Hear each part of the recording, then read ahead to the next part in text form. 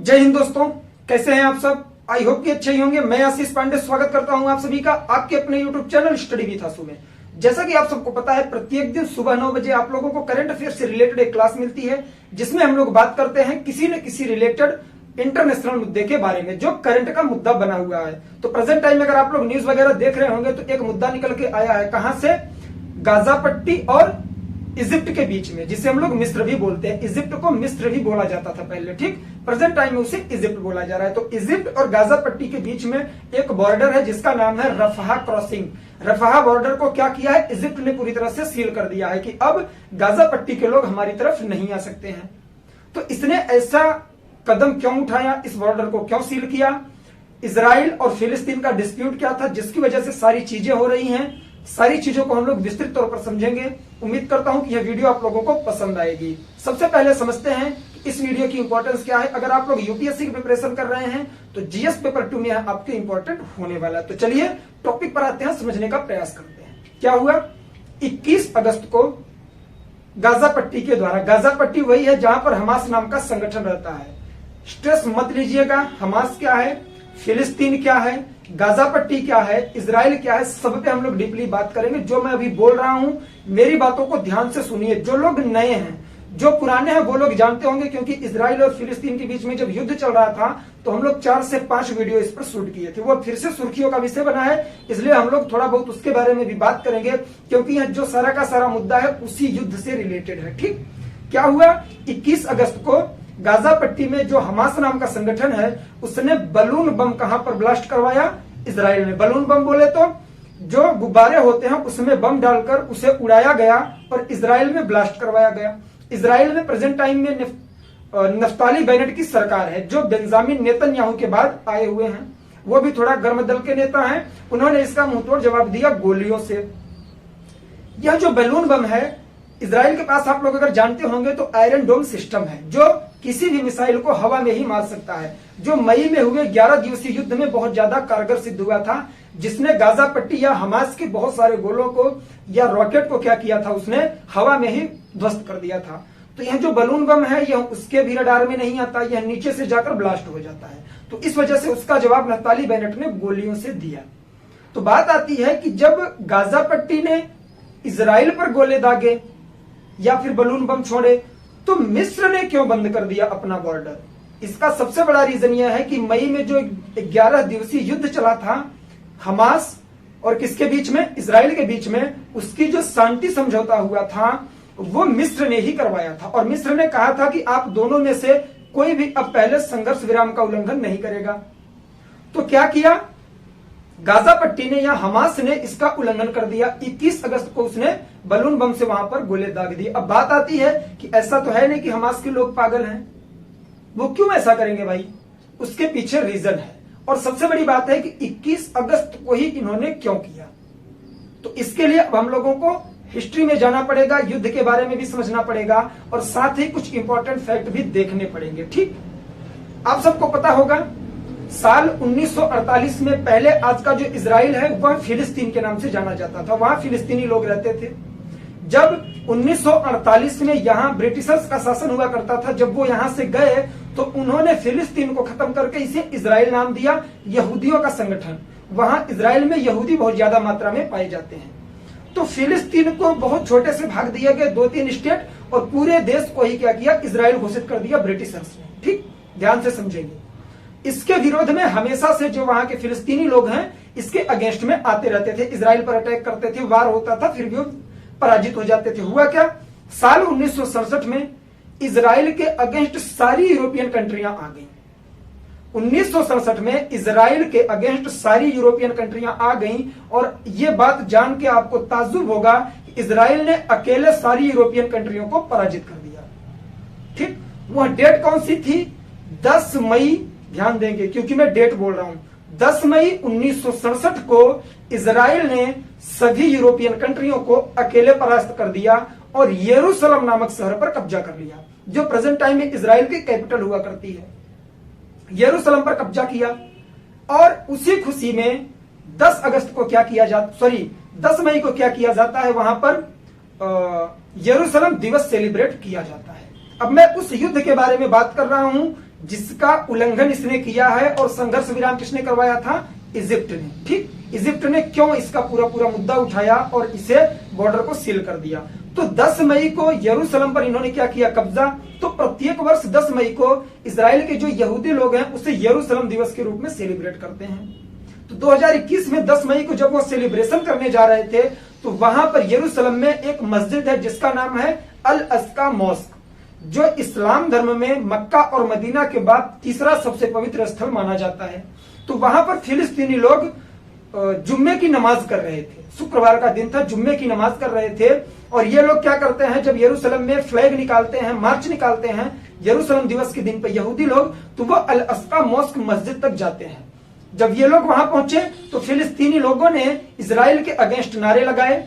उस समय Benjamin Netanyahu की सरकार हुआ करती थी इजिप्ट में। अभी 2021 में ही मई की बात है। ठीक, तो क्या हुआ कि सेना भी वहां चली गई इजराइल की, और फिलिस्तीनी लोगों पर क्या किया, जैसे टीयर गैस छोड़ा गया, उन पर गोलियां भी चलाई गई। तो फिलिस्तीनी लोग इससे खफा हुए।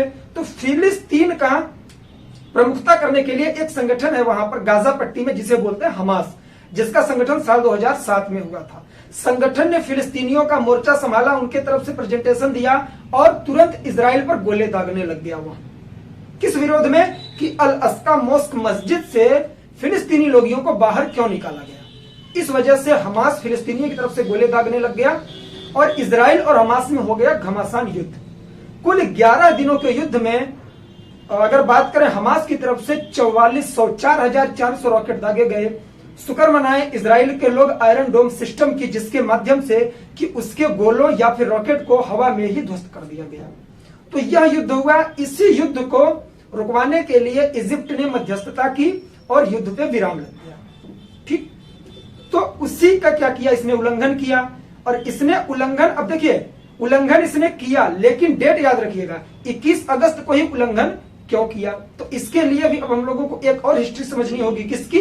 हमास की। हमास नाम का संगठन साल 2007 में बना। आप सबको पता है, मैंने अभी बताया कि फिलिस्तीनियों का क्या करता है, प्रमुखता करता है। 2007 में जब यहां बना तो 2014 में इसने इजराइल पर अटैक किया और एक साल में कुल 3,300 रॉकेट वहां पर दागे, 3,300 रॉकेट या गोले वहां पर दागे। इजराइल की तरफ से भी वार हुआ तो गाजा पट्टी को क्या हुआ, बहुत ज्यादा नुकसान हो गया, जहां हमास संगठन रहा करता था। तो आप लोग देखे होंगे गल्फ कंट्री जो सऊदी अरब के कॉर्नर पर पड़ता है, रेड सी के पास, कतर छोटू सा देश है, उसने क्या किया, उससे रहम आ गई। किस पर? गाजा पट्टी के लोगों पर, हमास पर नहीं। उसने कहा कि मैं गाजा पट्टी के लोगों की हेल्प करना चाह रहा हूं। किसने? कतर ने। एक एक पॉइंट ध्यान से सुनेंगे तभी आपके माइंड में चीजें सेट होंगी। मैं एज ए स्टोरी बता रहा हूं आपको। ठीक, जब 2014 का अटैक हुआ उसमें दोनों देशों के मध्य युद्ध हुआ। किसके द्वारा? अगर बात करें हमास के द्वारा 3,300 रॉकेट दागे गए, लेकिन फिर भी हमास को या फिर गाजा पट्टी को बहुत ज्यादा क्षति हुई। कतर ने कहा कि मैं गाजा पट्टी की हेल्प करना चाहता हूं। उन्होंने कहा स्वीकार है, आप हेल्प कर सकते हैं। तो कतर ने क्या किया, 2 अरब रुपए प्रति माह वहां की हेल्प करने लग गया। लेकिन ध्यान देंगे, कतर हमास संगठन का सपोर्ट नहीं कर रहा था। कतर कर रहा था किसका? गाजा पट्टी के लोगों का, जिनको बहुत ज्यादा मात्रा में नुकसान हो चुका था।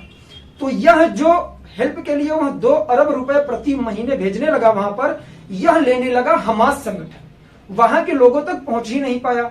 और हमास जो संगठन है, जिसे इजरायली लोग आतंकवादी संगठन बोलते हैं, वह हो गया स्ट्रांग। और उसी के दम पर साल 2021 में जब 10 मई से युद्ध शुरू हुआ तो उसने 4400 रॉकेट दाग दिए। किस पर? इजराइल पर। इजराइल को पता लगा कि कतर इसकी हेल्प करने के लिए पैसे देता है, तो उसने तुरंत धमकाया, देखो ऐसा है, छोटे से हो, ज्यादा फुदको मत, बंद कर दो, उनको सपोर्ट करना बंद कर दो, उनको जो तुम हेल्प कर रहे हो ना 2 अरब रुपए प्रति माह, हेल्प करना बंद कर दो, वरना मैं रॉकेट का मुंह घुमा दूंगा तुम्हारी तरफ, एक बार में खत्म हो जाओगे।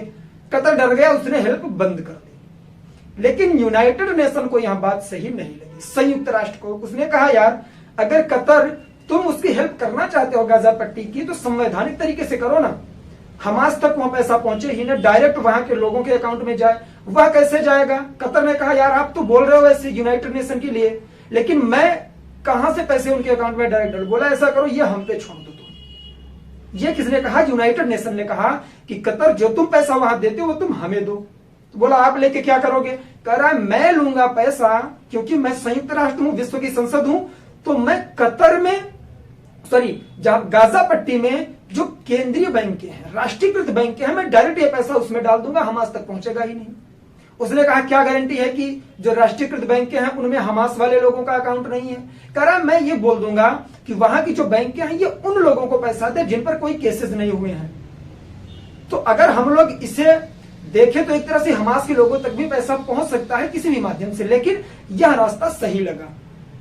कतर ने भी यह बात मान ली कि चलो ठीक है, मैं यह पैसा यूनाइटेड नेशन को दूंगा और यूनाइटेड नेशन गाजा पट्टी के राष्ट्रीयकृत बैंकों में यह पैसा डालेगा और उसके माध्यम से जिन लोगों को जरूरत है राष्ट्रीयकृत बैंक यह पैसा उसे देंगी।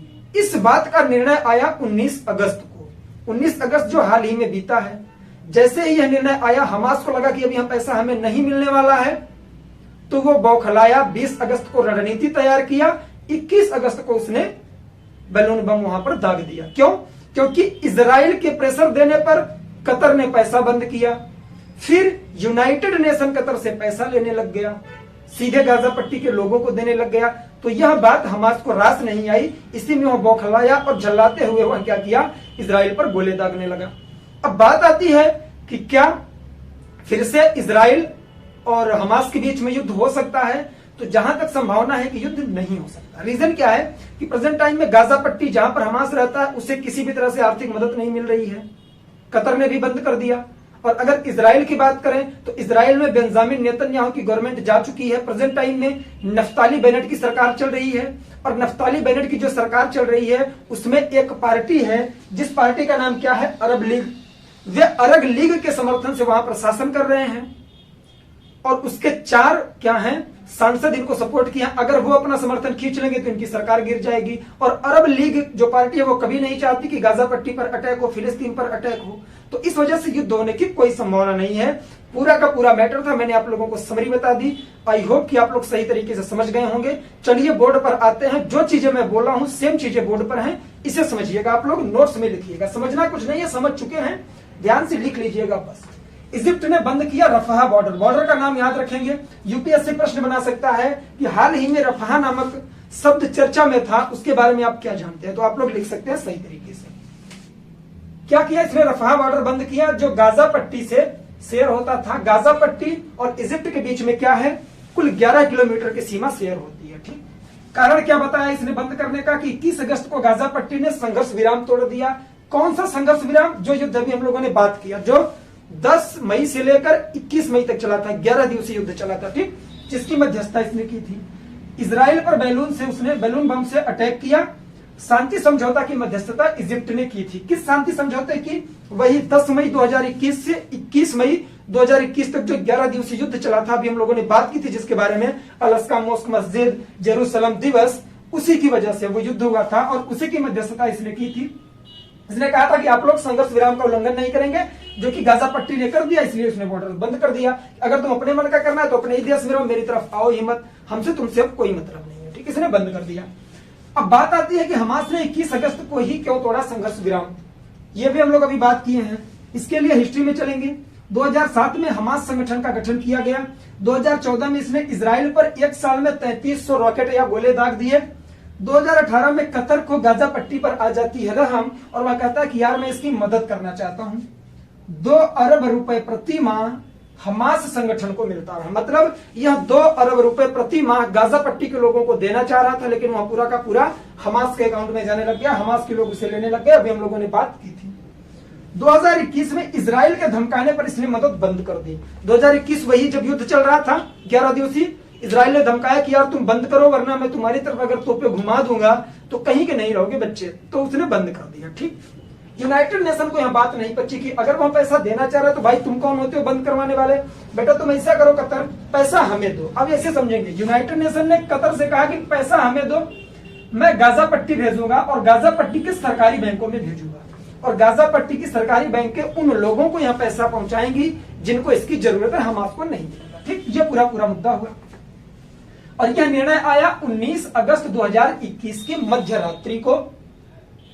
तो 21, अब यही बात यहां से निकल के आई ना कि हमास ने 21 अगस्त को ही क्यों तोड़ा संघर्ष विराम। क्यों? क्योंकि उस बेचारे को जो पैसे मिल रहे थे यार वो बंद करवा दिया गया। आप लोग बताओ, जिस बंदे को 2 अरब प्रति माह मिल रहा है अचानक से बंद हो जाए तो जाहिर सी बात है वो बौखलाएगा। वह बौखला गया और 21 अगस्त को उसने बौखलाकर इसराइल पर बैलून बम दागना शुरू कर दिया। इसराइल ने इसका जवाब गोलियों से दिया। क्या फिर से हो सकता है युद्ध? नहीं, संभवतः नहीं, श्योरली नहीं कह सकते, क्योंकि आप लोग हमास को भी जानते हैं, इसराइल को भी। इसराइल में इसमें जो नेता है, क्या नाम है उनका? नफ्ताली बेनेट, प्राइम मिनिस्टर है, उल्टी खोपड़ी के है, कुछ भी कर सकते हैं वो। ठीक, रीजन क्या बताया गया कि युद्ध ना होने का? गाजा पट्टी, हमास के पास पैसे है नहीं। इसराइल में नफ्ताली बेनेट की सरकार है जो अरब लीग के समर्थन से है, जो युद्ध नहीं चाहता है। अरब लीग युद्ध नहीं चाहता है, इसी के समर्थन से इसराइल में नफ्ताली बेनेट की सरकार है। तो वो जब वो नहीं चाहेगी, वो कहेगी अगर आप युद्ध करोगे मैं समर्थन ही खींच लूंगा, तो इनकी सरकार गिर जाएगी। तो कोई भी राजनेता नहीं चाहता कि उसकी गवर्नमेंट गिरे। तो ये था पूरा का पूरा टॉपिक। आई होप कि आप लोग इसे सही तरीके से समझ गए होंगे। मैंने पूरी कोशिश की कि एकदम शॉर्ट वे में और इजी लैंग्वेज में आप लोगों को बताऊं। मेरा यह प्रयास आप लोगों को कैसा लगा? क्या मैं यह चीज आप लोगों को समझाने में सफल रहा? यह आप लोग कमेंट बॉक्स में बता सकते हैं। उम्मीद करता हूं कि वीडियो पसंद आया होगा। अगर वीडियो पसंद आए तो दोस्तों में शेयर जरूर करिएगा। नए हो तो चैनल को सब्सक्राइब कर लेंगे। तब तक हम लोग मिलेंगे नेक्स्ट वीडियो में। तब तक के लिए जय हिंद, जय भारत, बाय बाय। आप लोग अपना ख्याल रखें और पढ़ाई लिखाई करते रहें।